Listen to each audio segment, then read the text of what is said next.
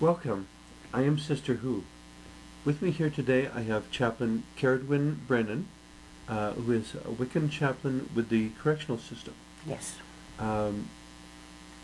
We had a discussion another day where we talked about the individual going through the system. What I'd like to address within this conversation is the system they're going through. I don't think it's a well-kept secret that our correctional system isn't doing a particularly good job. If the goal, which I think everyone agrees, is rehabilitation. If it's punishment, that being there is the punishment, I suppose it accomplishes that, but how is that helpful? Well, that's why it's called the Department of Corrections. The idea is not just to punish. The sentence that they were sentenced to is the time they are doing, but to help them acquire skills and abilities to not repeat the same not mistake. reoffend, and even better yet, to become a better, more whole person.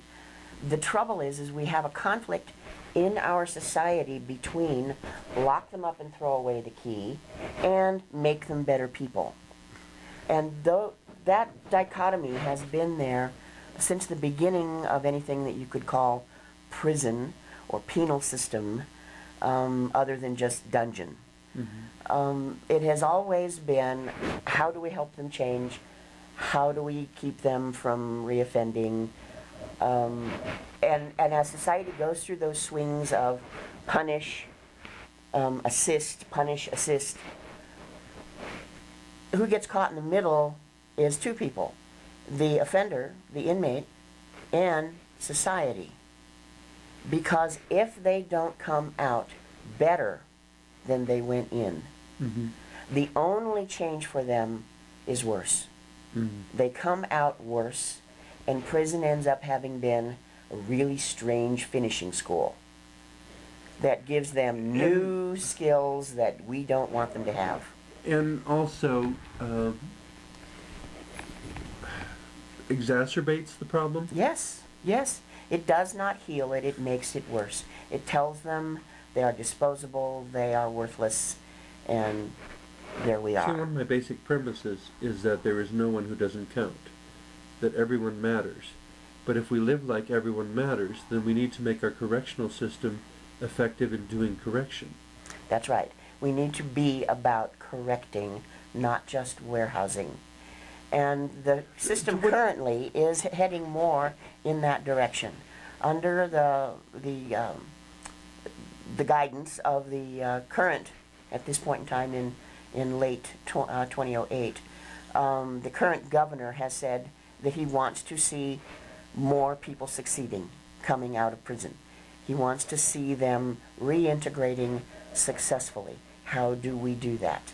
So and that would be an example for every administrator everywhere. Everywhere, exactly. So the current, at this point in time, head of the department, Aristides Zavaris, has tasked the system with, okay, how do we do this? Well, reintegration starts at DRDC. The first Denver Diagnostic. Anyway, it's the first facility they come into after they've been sentenced, and they get sorted. Okay. Okay. And it doesn't matter how long they've got to go. At DRDC, they get information about possibilities to change within the system and options for outside of the system. When you get out, here are things that you can do. Okay. So that it's not just you're here, be hopeless, until some point we go, oh, let's see if we can get you in a class. It starts the day they come in with, you're probably going to be, well, probably 95 or better % of the people coming into prison are getting out sometime. Most of them sooner rather than later.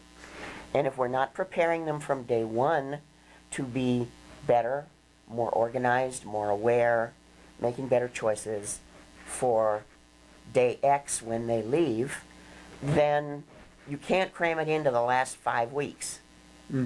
Okay, that's not going to happen. And yet we also have now programs that begin in the last 6 months about, let's make sure we have everything set for you to hit the street. In addition to a parole plan, you have a life plan. Okay? It reminds me when I was in high school and they said, what do you want to do with your life? Yes. And I'm like, yes. you're asking an 18-year-old Right. what you want to do with your life? Right. Exactly.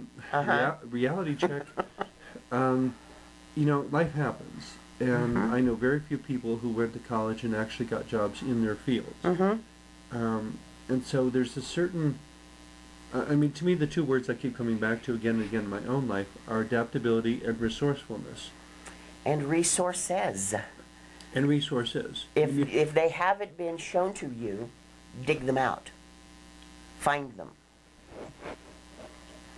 And that's part of what DOC is trying to do now, is pull together resources where they're actually given a list.